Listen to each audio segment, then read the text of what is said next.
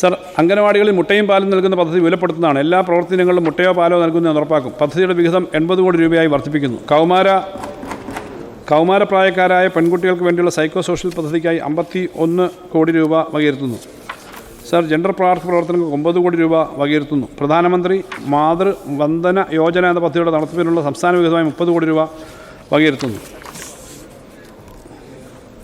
Sir, കുടുംബമോ മറ്റു പിന്തുണയോ ഇല്ലാതെ ശിശുമന്ദിരത്തിലൂടെ സംരക്ഷണം ലഭിച്ച കുട്ടികൾക്ക് 18 വയസ്സ് പൂർത്തിയാകുന്ന മുറയ്ക്ക് അവർക്ക് സ്വതന്ത്ര ജീവിതം നടത്തുന്നതിന് വേണ്ടിയിട്ടുള്ള ആഫ്റ്റർ കെയർ ഹോം സംവിധാനം ഏർപ്പെടുത്തുന്നതാണ്. ഈ പദ്ധതിയുടെ പ്രവർത്തനങ്ങൾക്കായിട്ട് 11 കോടി രൂപ മാറ്റിവെക്കുന്നു.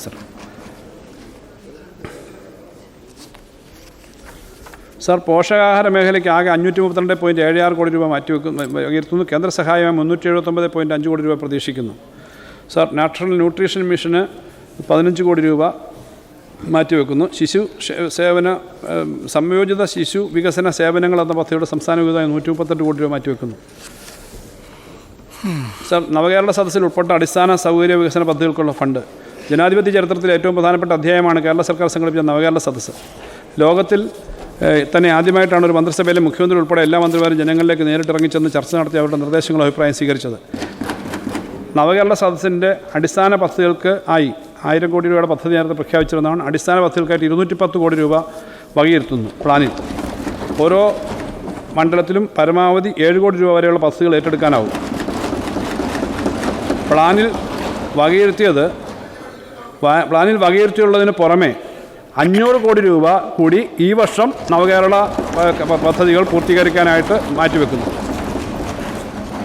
ഇൻസ്റ്റിറ്റ്യൂട്ട് ഓഫ് മാനേജ്മെൻറ്റ് ഗവൺമെൻറ്റിൻ്റെ വിവിധ പ്രവർത്തനങ്ങൾക്കായി 6 കോടി രൂപ വകയിരുത്തുന്നു. സെൻറ്റർ ഫോർ ഡെവലപ്മെൻറ്റ് സ്റ്റഡീസിൻ്റെ വിവിധ പ്രവർത്തനങ്ങൾക്കായി റാൻഡിൻ്റെ 3.12 കോടി വകയിരുത്തുന്നു. CDSന് ഒറ്റത്തവണ സഹായമായി 5 കോടി രൂപ അനുവദിക്കുന്നു.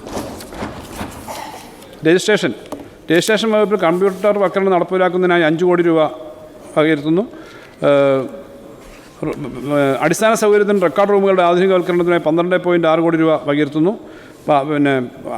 ബാധ്യതാരേഖകളുടെ അപ്ഗ്രേഡേഷൻ തുടങ്ങിയ പദ്ധതികൾക്കായിട്ട് 9.69 കോടി രൂപ വകയിരുത്തുന്നു.